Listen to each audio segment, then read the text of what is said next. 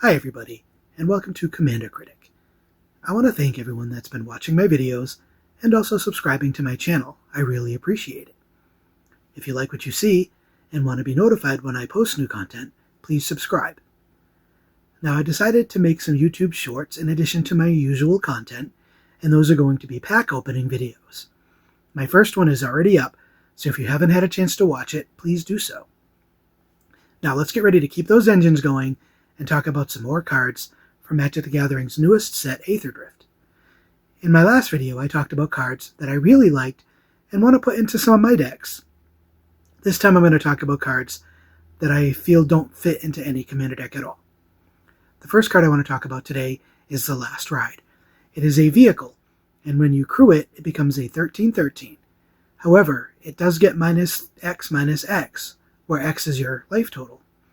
And I think this card is horrible in any format where your life total starts at 40. You're just not going to get any value out of it. Even if you use the mana ability to draw a card and lose 2 life, I fail to see any situation where this card's going to actually help you win a game. The next card I want to talk about is Burnout Brastronaut. Now that card's a lot of fun to say, but I don't think it fits in Commander. It is a 1-mana 1/1 with Menace, and it does have a max speed ability that gives it double strike. Also, you can pay 2 colorless to give it +1/+0 till end of turn. At best, I think this is going to make only a good blocker. You may be able to swing in once with the Menace and double strike and pump it up pretty big, but since the pump doesn't affect the toughness, it's going to be really easy to remove, and I think this card is just very lackluster. The third card I want to talk about today is District Mascot. Now, I really enjoy the art, because who doesn't like a dog on a card? But it comes in as a 0/0, you put a 1/1 counter on it, and you need to really make sure you can put an extra counter on it to have it do its ability. And if you happen to be playing in a pod where there's an artifact player, they're going to want to get rid of this thing as soon as possible, because it's just a removal spell that they can see coming.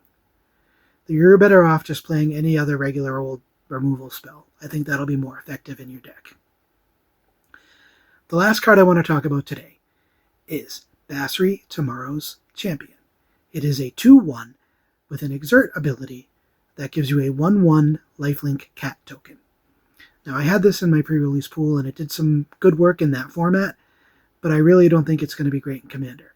Even though you can cycle it to give your cats hexproof and indestructible till end of turn, I don't think it does enough for Commander.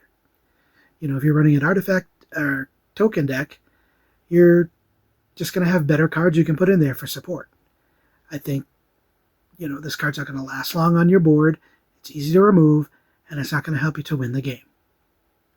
Now, some of these cards you might put in your decks, and that's fine. I just don't like them, and I don't see any place in any of my Commander decks for them. Generally, I think this set is pretty good. There's a lot of different themes, and I feel like there's enough good legendaries to make Commanders.